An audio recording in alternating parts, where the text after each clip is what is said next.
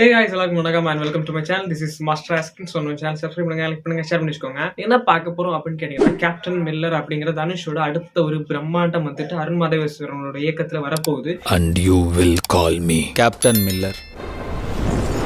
சரி, okay. Trailer வந்து என்ன இருக்கு அப்படின்னு கேட்டீங்கன்னா, அதை பத்தி நம்ம வந்துட்டு ஒரு பார்ட்டா பார்க்க போறோம். என்னடா அது பார்ட் அப்படின்னு கேட்டீங்கன்னா, அதை பத்தி நாம வந்துட்டு உள்ள போய் தெரிஞ்சுக்கலாம். வாங்க நம்ம வீடியோக்குள்ள போலாம். இது உங்கள் மாஸ்டர் Askin.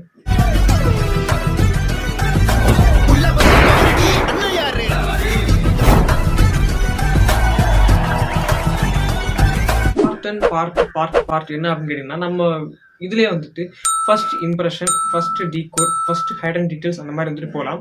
ஸோ ஃபர்ஸ்ட் வந்துட்டு அந்த ட்ரெய்லரோட இம்ப்ரெஷன் வந்து எப்படி இருந்துச்சு அப்படின்னு கேட்டீங்கன்னா, இப்போ வந்துட்டு ஒரு ஒரு அன்பாக்சிங் பண்றோம், சம் மொபைல்ஸ் வந்து அன்பாக்சிங் பண்றோம், இல்லை நம்ம வந்துட்டு ஆர்டர் போட்டால் ஒரு ட்ரெஸ்ஸை வந்துட்டு அன்பாக்சிங் பண்றோம், இல்லை ஒரு டிவி அன்பாக்ஸ் பண்றோம். ஸோ இந்த மாதிரி வந்துட்டு ப்ராடக்ட் எல்லாம் அன்பாக்ஸ் பண்ணும்போது வந்துட்டு ஃபர்ஸ்ட் வந்துட்டு ஒரு கியூரியாசிட்டி என்ன இருக்கும் அப்படின்னு கேட்டீங்கன்னா, இது கரெக்டாக தான் வந்திருக்கா, இது கரெக்டாக நம்ம ஆர்டர் பண்ண பொருள் தானா, இல்லை இதுல என்ன இருக்கு அப்படின்னு வந்துட்டு.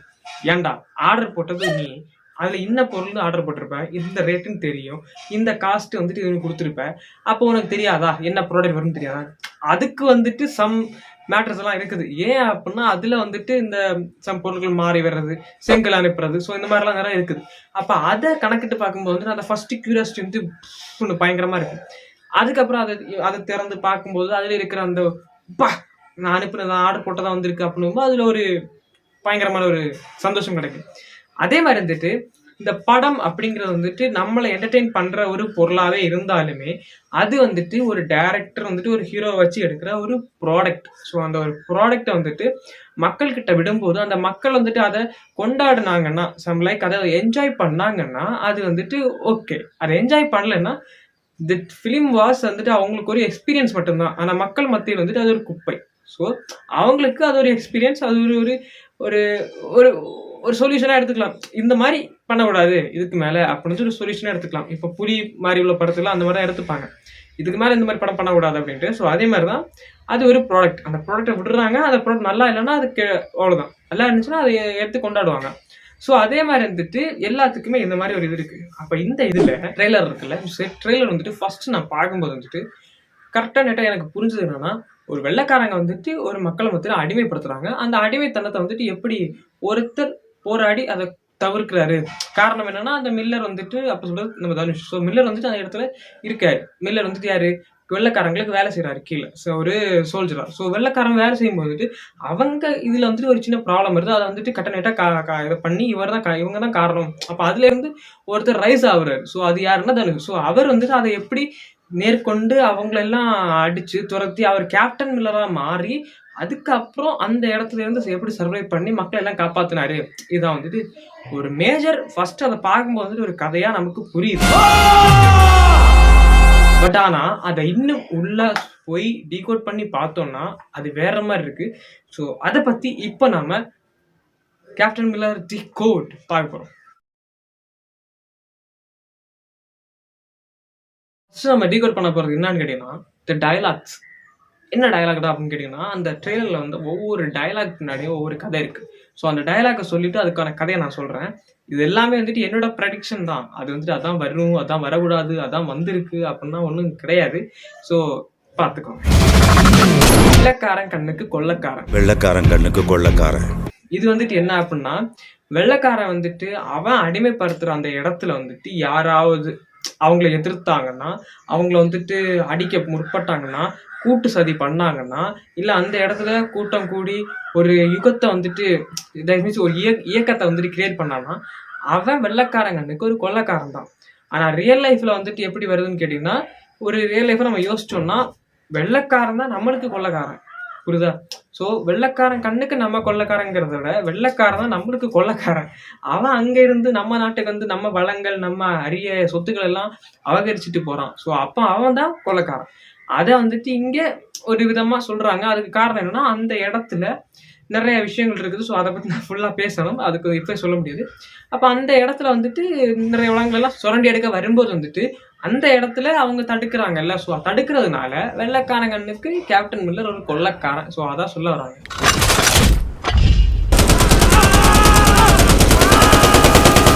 மோகன் இருக்காங்கல்ல, ஸோ அவங்க என்ன சொல்றாங்கன்னா, உன்ன மாதிரி நானும் ஒரு கொள்ளைக்காரனா இருந்திருந்தேன்னா அவனை நானே கொன்றுப்பேன். உன்ன மாதிரி நானும் ஒரு கொலைகாரனா இருந்திருந்தா அவனை நானே கொன்னுருப்பேன். இப்படி ஒரு டயலாக் சொல்றாங்க. இதுக்கு வந்துட்டு ஒரு கன்னை எடுத்து கையில கொடுக்கறது யாருன்னு கேட்டீங்கன்னா, நம்ம பிக் பாஸ்ல இருக்காங்கல்ல பூர்ணிமா. ஸோ அவங்க தான் வந்துட்டு கண் எடுத்து கொடுக்குறாங்க. அவங்க வந்துட்டு ஏன் அப்படி பண்ணணும், யாரை வந்துட்டு சாகடிக்க முற்படுறாங்க, யாரை வந்துட்டு சாகடிக்க ட்ரை பண்றாங்க, இந்த மாதிரி ஒரு கொள்ளைக்காரன். தட் மீன்ஸ் வந்துட்டு வெள்ளைக்காரங்களை சொல்றாங்களா இல்ல நம்ம கேப்டன் மில்லரை சொல்றாங்களான்னு தெரியாது. ஏன்னா கேப்டன் மில்லர் வந்துட்டு ஏதோ ஒரு பர்டிகுலர் ரீசன்ஸுக்காக கொள்ளைக்காரனா மாறி இருக்கலாம். பட் அது என்ன, இவங்க ஏன் இப்படி பண்றாங்க, இவங்களும் யாரையோ துப்பாக்கிட்டு சொல்றாங்க. ஸோ அப்போ யாரை சொல்றாங்க, எதுக்கு, என்ன காரணம் அப்படிங்கிறது Jan 12 வந்து நம்ம மீட் பண்ணலாம்.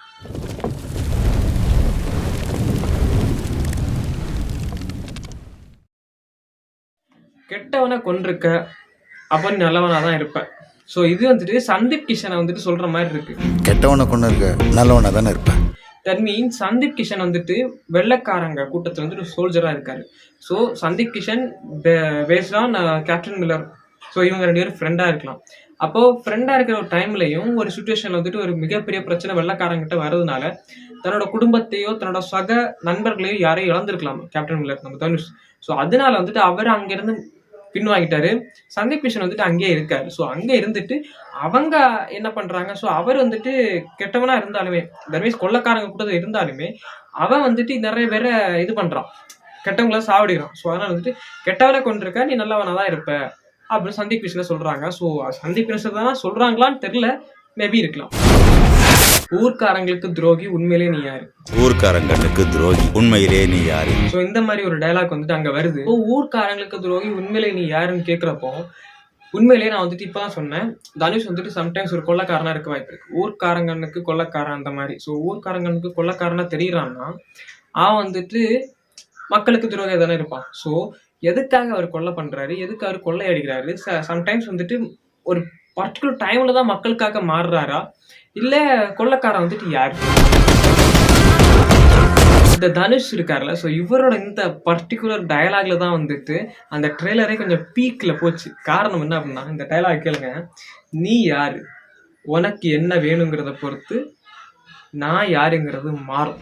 நீ யாரு, உனக்கு என்ன வேணுங்கிறத பொறுத்து நான் யாருங்கிறது மாறும். சரியான ஒரு டயலாக். இப்போ நீ தோல்ல கை போட்டா நண்பன், அதே கையை தூக்கி இப்படி வச்சா நீ வந்துட்டு ஒரு நண்பனுக்கும் மீறின ஒருத்தன். ஆனா அதே கையில நீ வந்துட்டு அடிக்க வந்தேன்னா நீ வந்துட்டு ஒரு சண்டைக்காரன்.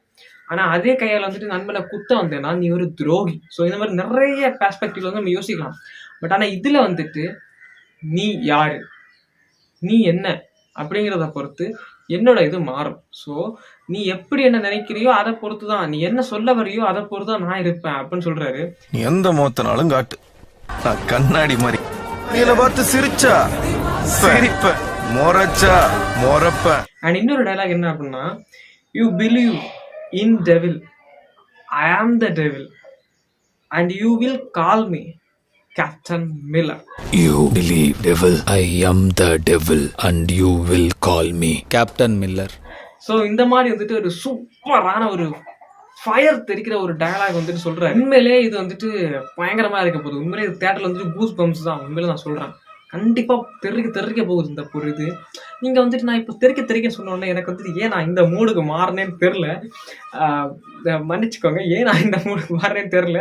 இட்ஸ் ஓகே, சாரி, சடனா ஏன் நான் இந்த மோடுக்கு மாறினேன்னு எனக்கு தெரியல. Very sorry sir. லாஸ்டா ஒரு டயலாக் என்னன்னா, பசியோட சுத்திக்கிட்டு இருக்கிற சிங்கத்துக்கு ஒரு இறை கிடைக்குது, அதை எப்படியாவது தூக்கிட்டு போயிடலான்னு கழுதப்புலி கூட்டமே அலையுது. அப்போ அந்த இறைய ஓனான் தூக்கிட்டு போனா என்ன ஆகும்? அப்போ பசியோட சுத்திட்டு இருக்கிற ஒரு சிங்கத்துக்கு இறைனா நம்ம கேப்டன் மில்லரை தான் ஒரு சிங்கம்னு ப்ரொஜெக்ட் பண்ணலாம். இல்ல கேப்டன் மில்லர் சிங்கம் இல்லைன்னா வேற யார் இருக்கும், ஹீரோ தானே சிங்கமா இருக்கும். அப்போ 2 ஷேட் ஆஃப் சந்தீப் கிஷனும் அண்ட் நம்ம கேப்டன் மில்லர் தனுஷ் இருக்காருல, ஸோ இவர் வந்துட்டு 2 ஃப்ரெண்ட்ஸா இருக்கலாம். அப்போ சிங்கம்னு சொல்லிட்டு யாரை ப்ரொஜெக்ட் பண்றாங்க, இது வந்துட்டு ஒரு கேள்வியா எனக்குள்ள இருக்குது. அப்ப அதுல வந்துட்டு ஒரு இறை கிடைக்குதுன்னா அதை வந்துட்டு கழுத புலி கூட்டமே வந்துட்டு தேடிக்கிட்டு இருக்குது. அதை வந்துட்டு சுத்தி கூட்டமா போடுது கழுத புலி கூட்டம். ஸோ அப்ப அது வந்துட்டு கழுத புலி கூட்டம் யாரை ப்ரொஜெக்ட் பண்றாங்கன்னா வெள்ளைக்காரங்க. அப்ப வெள்ளைக்காரங்களுக்கு கழுத புலின்னு ப்ரொஜெக்ட் இடும்போது ஓனா அப்படின்னு சொல்ற ஒருத்தர் வந்துட்டு யாரா இருக்கும்? ஓனான்னு சொல்லி ஒருத்தவங்க மென்ஷன் பண்றாங்களா? ஸோ அந்த ஓனா அப்படிங்கிறது வந்து சம்டைம்ஸ் தெரியல, மேபி இருக்கலாம். அது வந்து நீங்களே புரிஞ்சுக்கோங்க. இப்போ இந்த டயலாக்ஸ்ல இருந்து உங்களுக்கு வந்துட்டு ஒரு கதை புரிஞ்சிருக்கலாம்.